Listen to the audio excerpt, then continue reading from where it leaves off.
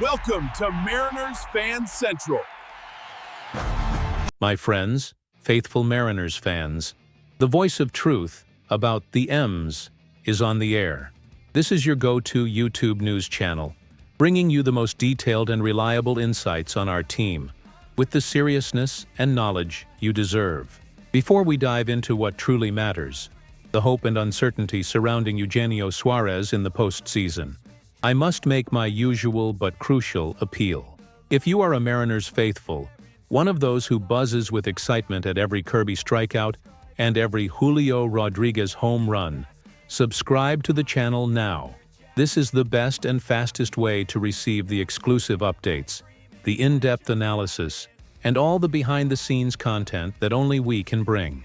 For the fan who lives and breathes Seattle, this is your confidential bulletin. Dear M's fans, the big question hammering at all our minds at this crucial point of the season is, what can we really expect from Eugenio Suarez in the postseason? The narrative around Suarez's second stint in Seattle is complex, mixing initial excitement with frustration over recent performance. The return of a slugger with 40-homer potential, a tally he reached in his 2025 overall stats, should have been the masterstroke at the trade deadline. He was meant to be the perfect complement to the power of Julio Rodriguez and the awakening of Cal Raleigh. However, the post-trade reality has been harsh. The number we cannot ignore is his 189 average in 53 games with Seattle. For a power hitter, we know that average is not the definitive metric, but this is a sharp decline that borders on disaster. The majority of his career-high 49 home runs and 118 RBIs were built during his previous time with the Diamondbacks. In Seattle, the magic simply has not happened. Suarez's good vibes only philosophy is admirable, showing important mental resilience. His statement, "At some point, my results, my good swings, my hits, my home runs, and my RBIs, everything is going to happen," displays belief in his process. He mentioned being in sync with the hitting coach and making adjustments. This is not the talk of a defeated player, but rather of an elite athlete battling a prolonged slump. The hope, and what we cling to as the Mariners faithful, lies in the possibility that the reset provided by the break and the friendly practice games can be the catalyst he needs. There was a home run in Wednesday's practice, a small but significant glimpse of the power that resides in his bat. Manager Dan Wilson is optimistic, seeing the value in being able to get a lot of things accomplished in these workouts. If the 40-homer Suarez resurfaces, he transforms our lineup. He adds all-star firepower alongside underrated and crucial players like Victor Robles and J.P. Crawford. Baseball history is full of veteran hitters who get hot at the exact moment the pressure is maximum. In the postseason, that is our strategic gamble. It is not just Suarez. Veteran Randy Arozarena is also looking to recover from late-season offensive struggles, and he shares the belief that these practices help keep the rhythm, seeing the ball. Sign. The extra time off from winning the division is an invaluable asset, allowing these veterans to adjust their focus and mechanics. However, the uncertainty of Suarez is not our only point of attention. The preparation for the ALDS, American League Division Series, brings another major story, involving our ascending ace, Bryan Woo. The team is getting ready for Game 1, but the cloud of doubt hangs over Woo's availability. Bryan Woo's performance this season was that of a true ace. A 15-7 record, a 2.94 ERA, and a career-high 198 strikeouts. His injury, a mild pectoral muscle strain, is a potentially severe blow, but the team management is optimistic. Dan Wilson stated that, "It sounds like things are going according to plan."